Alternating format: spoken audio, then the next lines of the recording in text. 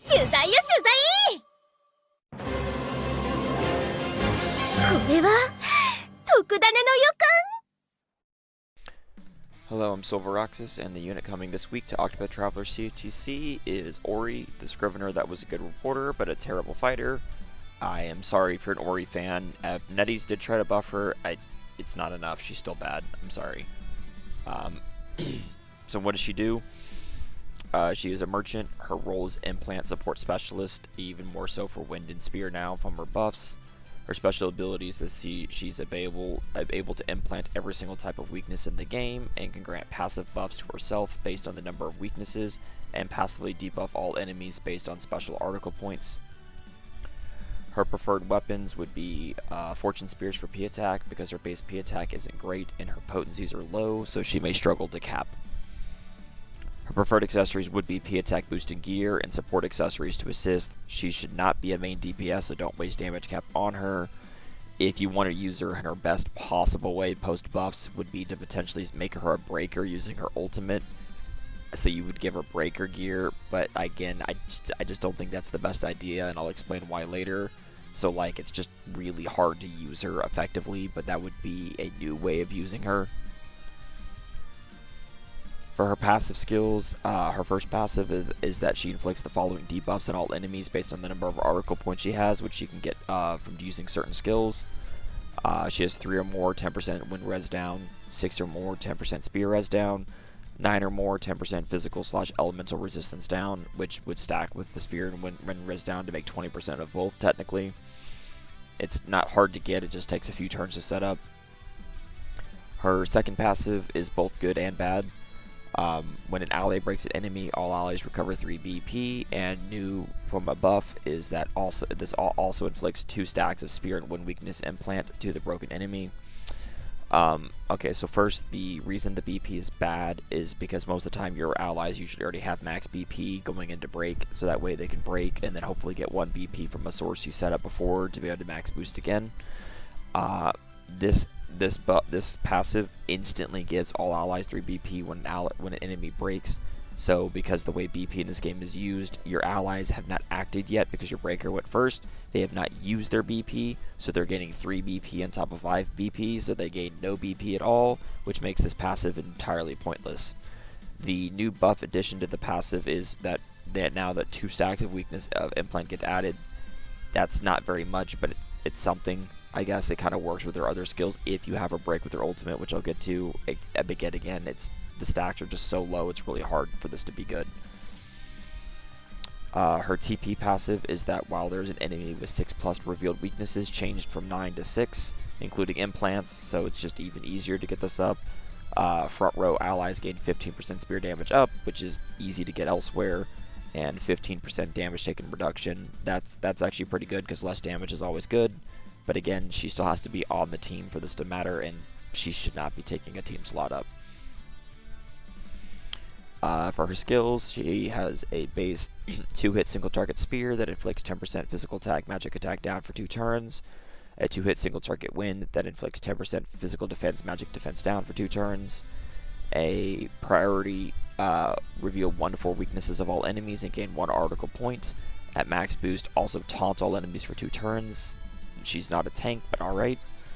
Her 2-star first skill was buffed a little bit to be a 2-hit single target spear that exploits wind, that inflicts 2 stacks of every magic, and now it also inflicts 2 stacks of spear weakness, and now also gives her 1 to 4 article points based on boost level. This became one of her new best skills to use because now you can get article points and inflict spear weakness on top of every magic weakness.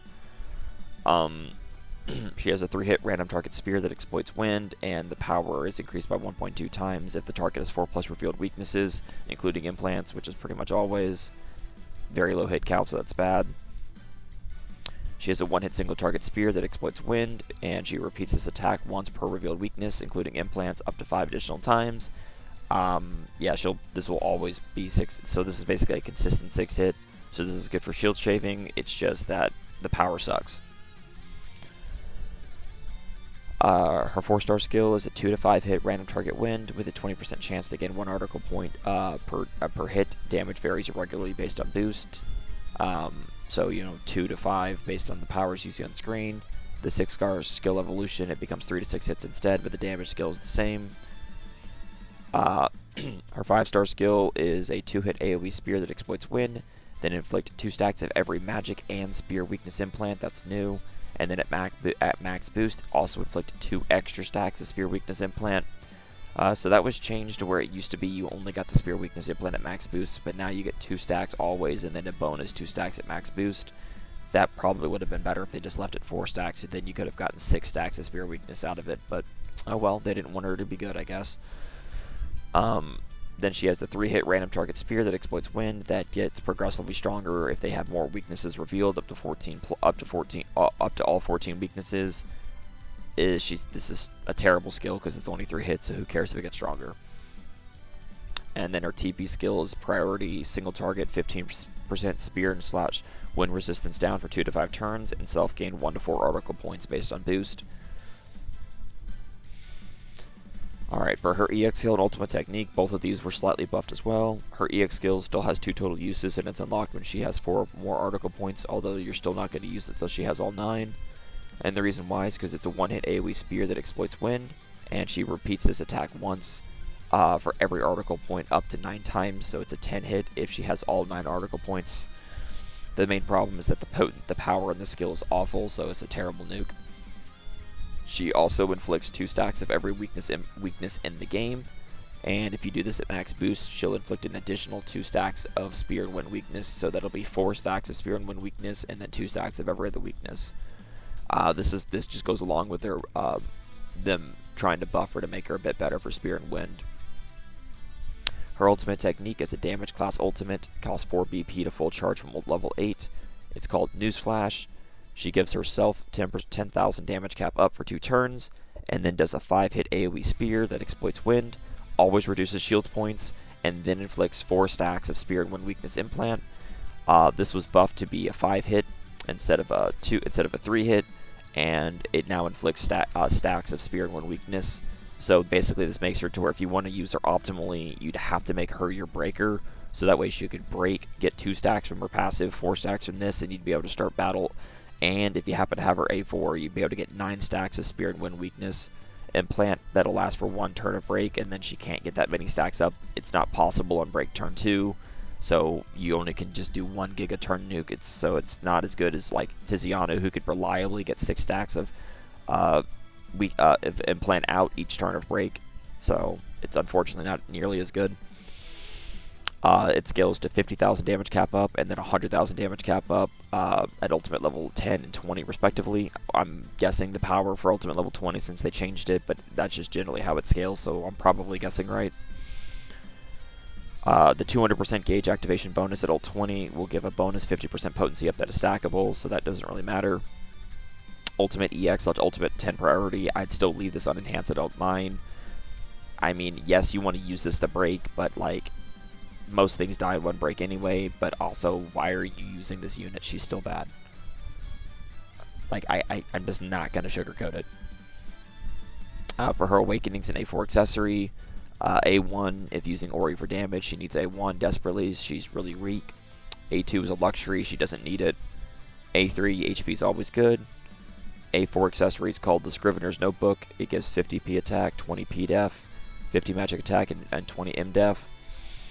When breaking an enemy, inflict a 10% spear / wind res down for 3 turns, and inflict 3 stacks of spear / wind weakness implant. The A4 tier rating for this is a B tier A4. The stats suck. There are better places to get spear and wind res down over chasing an honestly terrible unit's A4. The implant bonus is fine, but it brings being only 3 stacks isn't a lot. Wind is sadly still one of the weakest elements. Spear is insanely strong and does not even really need implants for extra damage.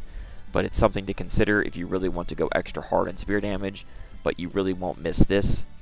This A4's best use is if you broke with her ultimate could allow reaching 9 stacks of spear wind weakness implant for the first turn of break only.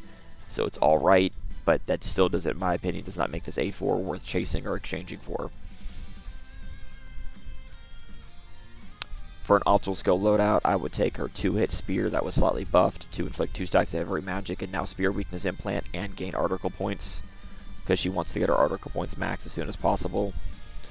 For skill 2, the reliable 6-hit single target spear for shield shaving, because having 5 weaknesses revealed is easy.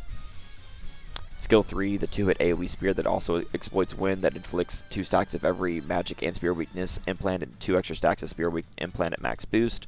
This gives you extra stacks of spear if you're really trying to use her for that gimmick, because it's the only gimmick she's going to be good at. If you happen to have a 2, which I don't know why you would, you could take the 3 to 6 hit wind for another 6 hit potentially, and a 20% chance to gain extra article points that really try to speedrun the article points. So for unit synergy, like, the weird part is that Ori can technically synergize with anyone, but she's still bad. She can implant every weakness in the game, mainly magic and spear, so that can improve damages for those types, but it's not enough to allow hitting off weakness. It really is not. Like, you could sort of do it with spear now, but that's only 1 turn, and then what are you going to do if they don't die? And like Asuka and so you in Santos X are so strong, you should be just doing it. You should be focusing on weakness anyway. Because, like, there's better ways to hit off weakness later on coming than you trying to rely on implants.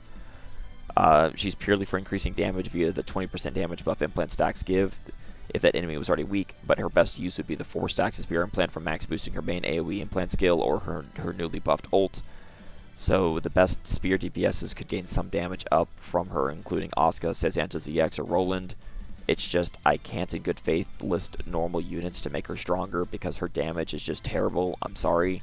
She's easily one of the worst limited units ever. They tried to make a unit that implanted as a gimmick, but the stacks are way too few to actually matter. The buffed ultimate helps add a few more implants for a spear and a wind if she is your breaker, but that's honestly not a very good idea, as her hit counts to be a breaker are quite low, and the ult only hits 5 times and will consume preset up implants before adding more. The buffs help her gimmick a little bit, but she is still bad. So to pull or not to pull, plus how I would rate her, I kind of already covered it on the previous page, but Ori is just terrible.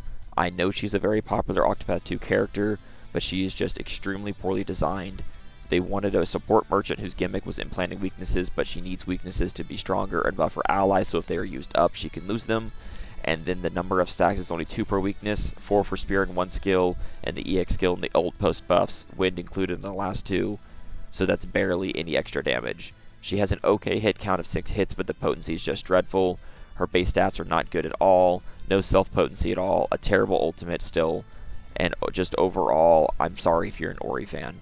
They tried to buff her, but it still didn't fix her overall issues. Spear and wind basically get extra implant stacks, sure, but it's still not consistent enough to use for both turns of break. Wind is probably the weakest element, and spear is so strong it really does not need implant stack bonus damage enough to replace a better unit slot with her, as she has to be your breaker with her ultimate for best use, which is not the best idea. As always, pull advice is just advice. If you love a unit, please pull and have fun your way, and I wish you the best of luck. But for every single tier, 4, 3, 2, 1, FTP, low spin passes, Dolphin, and Whale, I would just skip this unit. She's bad. Like, completionist whales or like people that have to collect every unit, fine, I get trying to get one, but I would save your money otherwise. If you are like a completionist like I am that tries to get every single unit, you could do step 1 or 2 for the SMT memory frags for a paid pity, but otherwise I would literally just get her with a paid pity, or I would get her at an anniversary selector banner. I would not try to waste rubies and gamble for her, because she's just bad. Like, I don't care. Like, I know that Spear's going to make a damage showcase, and shoutouts to him for doing that, and he'll make her look as good as possible, but overall, she's still bad and will not make it into any real serious teams outside showcases. I'm just going to be real. She is bad. Like, you could get her, and then she's just going to be on the bench forever. Her overall rating would be a DPS, would be a C tier, support C tier, not available healing, and E tier on tank because she does have a taunt skill, which is bad. Overall tier, I'd give her a C post buffs. I originally gave her a D, but with the buffs, like, there's like a very minor niche you could get some implants for extra spear damage, I guess. So I guess I'd just give her a C tier, but she's still easily one of the worst limited units ever, and I'm sorry if you love her, but they didn't really fix her problems. Like, she's just still super, super weak. She needed some sort of self-potency, better hit counts, better stats, something to do a little to maybe sub DPS on damage too. Like, they wanted to make her a spear breaker, I guess, but there's already other spear breakers that can do that, so it's just really, really weird. Anyway, if you are pulling for her, I do wish you the best of luck. Otherwise, please like, follow, and subscribe for more Octopath Traveler COTC content to come. Please let me know if there's anything else you'd like to see, and otherwise I will catch you all in the next video. Have a wonderful day. See ya.